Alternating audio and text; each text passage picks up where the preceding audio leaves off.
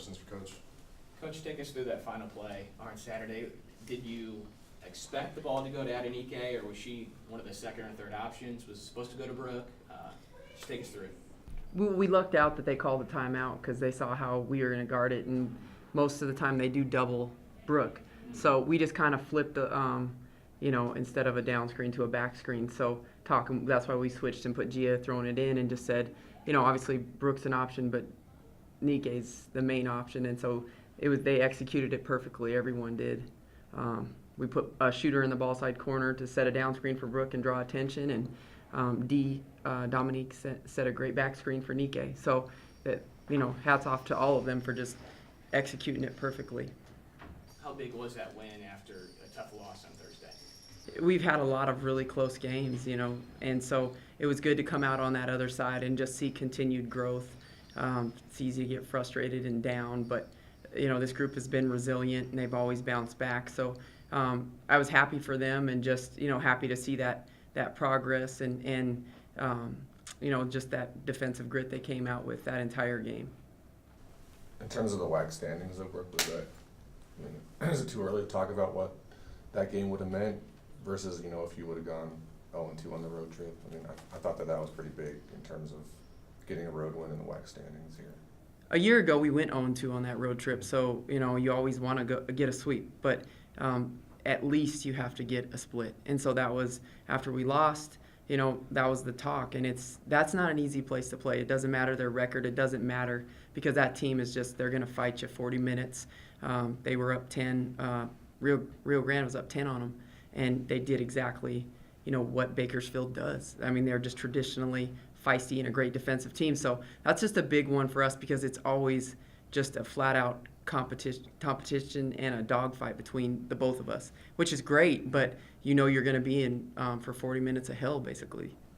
You mentioned that you've been in a lot of close games. I think your last 3 losses have been by a combined 5 points. Do you feel like your team's learned a lot the last couple of weeks, just how to win in those close games late? Yes, and what not to do. I think continuing to value the basketball, but I think that they're just becoming more seasoned. G at the point guard is becoming more seasoned because of injury, and other people, in other positions. So absolutely, I think we've had some really hard lessons, but they've done a good job of just continuing to take those lessons and apply them. Is Seattle the best 0-16 team you've probably ever seen? Yes, very much so. We just talked about that.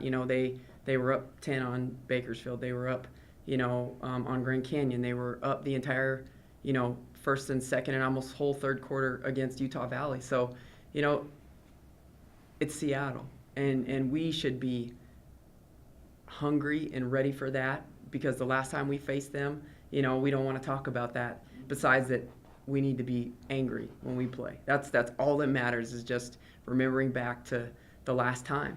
And so I don't think we need any more motivation for that one. Do you think your players will have an edge because of who it is and what happened last year? Absolutely. Our group of seniors, juniors, the ones that were here and the ones that weren't here have heard about it enough. That's all. That's that sour taste in your mouth that you have a chance to redeem at least, or somewhat make better. Any more questions for Coach? What do they do well, Brooke? Seattle, they run the Princeton offense, so it's kind of read and react. It's nothing is the same, and they all their sets kind of look the same, but it's really they can.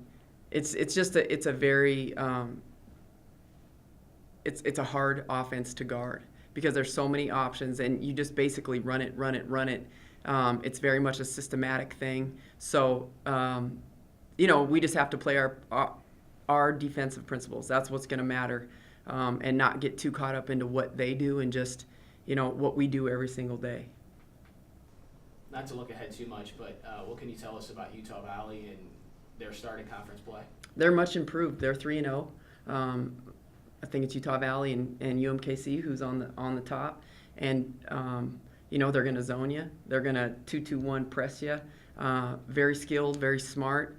They have some good, experience coming back, but then they have a couple international freshmen, an Aussie kid, kid from Spain, you know, so they have brought over some experience, whether they're freshmen or not, but they're playing really well. So, you know, obviously Seattle's first, and then when we look forward to Utah Valley, it's just about, again, preparing for the zone, making sure that, you know, what we do, we're doing it well.